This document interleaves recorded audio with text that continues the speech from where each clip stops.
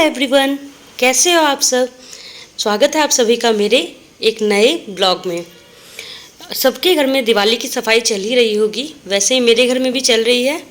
और ये लास्ट ही क्लीनिंग का ब्लॉग है मेरा, क्योंकि पेंट वगैरह हो चुका है घर के अंदर और सब पेंट करके निकल चुके हैं। लेकिन पेंट करने वाले जो भी पेंटर भैया लोग थे ना, वो इतने अच्छे थे कि उन लोगों ने जो भी पेंट वगैरह फर्श पे गिरा था वो सारा क्लीन कर दिया था।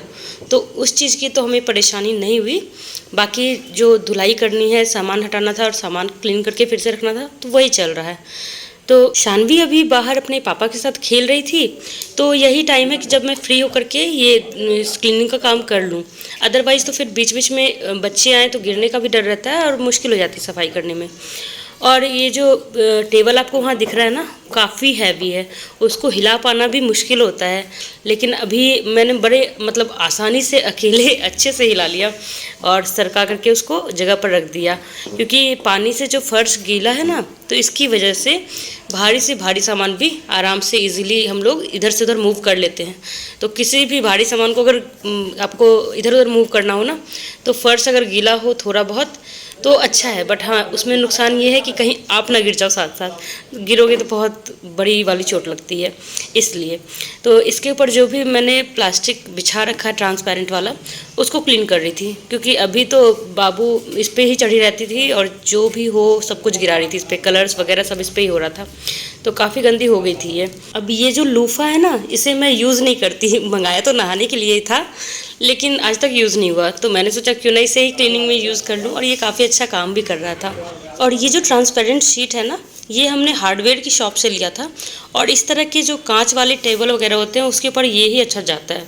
मैंने और भी टेबल क्लॉथ वगैरह डाल करके देखा तो नहीं अच्छा लगता। इसकी जो मतलब जो भी ब्यूटी होती है ना, कांच पे जो भी डिज़ाइन वगैरह होता है वो कम दिखती है फिर। तो यहाँ पे मैंने पानी वानी से डाल करके साफ़ कर दिया। यहाँ पे है तो वुडन का ही, लेकिन मैंने सोचा कि एक बार तो बनता है, चलो बार बार करने पे ख़राब होगा ना। और हाँ, क्लीन करने के बाद जो पानी डाल करके मैंने क्लीन किया ना, इसके बाद तुरंत कांच को नहीं रखना चाहिए। ये मैंने पिछली गलती से सीखा है, क्योंकि मैंने जैसे ही कांच रख दिया था इसका कलर फेड हो रहा था वहाँ पे। तो इसलिए मैंने कांच को अलग कर दिया है ड्राई होने के लिए, और टेबल को अलग। देखिए कितनी स्मूथली मैंने इसको खिसका दिया ना, जैसे लग रहा है कितना हल्का सा, लेकिन ये बहुत भारी है। मतलब 3-4 लोग लग जाते हैं इसको उठाने में, इतना हैवी बना हुआ है ये। अंदर भी ड्रॉर वगैरह इसमें बने हुए हैं, तो काफ़ी अच्छा टेबल तो है, बट हैवी थोड़ा सा है। अब उसके बाद जो ये टेबल, स्टूल और इसके खिलौने वगैरह थे, उसकी बारी थी क्लीन करने की। तो मैंने स्कॉच ब्राइट एक लिया और उसके बाद वही लिक्विड यूज़ करा इसमें। यहाँ पे मैंने विम लिक्विड यूज़ किया। और टेबल वगैरह जब मैं क्लीन कर रही थी तो लिक्विड वॉश जो आता है कपड़ों के लिए, वो मैंने यूज़ किया था, तो काफ़ी अच्छा क्लीन हो जाता है इनसे। और साथ साथ मुझे हटाते भी जाना था, क्योंकि फ़र्श जो है ज़्यादा स्लिपरी हो रहा था। अब बारी आती है मैडम के खिलौनों की। तो ये जो गाड़ी है ना, इसको इसके फर्स्ट बर्थडे पर गिफ्ट में मिला था, लेकिन इसने बहुत ज़्यादा इसे नहीं चलाया। हाँ, इसके सॉन्ग वगैरह जो राइम्स इसमें आते हैं वो ही बजा बजा कर खुश होती रहती है। उसके बाद फिर मैंने वो सेकेंड वाली वो वाली स्कूटर दी थी, वो अभी चलाना इसने थोड़ा बहुत सीखा ही है। और ये हैं जो पेंटर हमारे जो पेंट कर रहे थे, देखिए कितने अच्छे से ये लोग क्लीन कर रहे थे।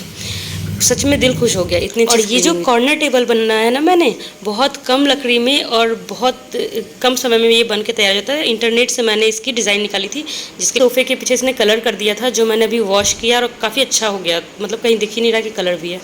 ग्लास मैंने सूखने को रख दिया और फिर शाम हो रही थी तो शाम बत्ती देने के लिए मैं चली गई वहाँ पे। लेकिन कैमरा मैं ऐसे सेट करती हूँ ना, कुछ दिखता नहीं है। अब यहाँ बाबू कुछ बोल रही थी, जो मतलब जैसे मैं लेके आती हूँ ना कैमरा, बस ये चुप हो जाती है। अब इसके बाद मुझे करनी थी रात के खाने की तैयारी, तो भिंडी था घर में। और फिर उसके बाद अब यहाँ पे बीच बीच में बाबू ना मुझे लेके आ जाती है कि मेरे खिलौने को सुला दो, इस रॉली पॉली डॉल को सुला दो, ये सो नहीं रही है। मुझे ज़बरदस्ती किसी तरह से इसे सुलाना पड़ता है, चाहे जैसे हो, नहीं तो वो मानती नहीं, पकड़ी रहती है मुझे कि पहले सुलाओ फिर ही जाना यहाँ से। और मैडम यहाँ पे कलरिंग वगैरह में लगी थी। और इसके बाद एक गाना है जो ये सारे दिन गाती है, सुनिए।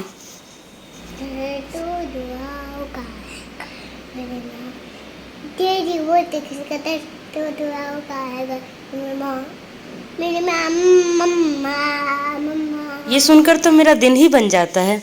अब यहाँ मैं बैठी थी खाना बनाने के बाद, एक सॉन्ग सुन रही थी जो मेरे पापा का बहुत फेवरेट है। तो इसी बीच ये आए कि और काम जो है वो भी निपटा लो, तो वो करने चली गई थी। आज के लिए इतना ही, और ये मैंने आज बनाया था। Bye bye.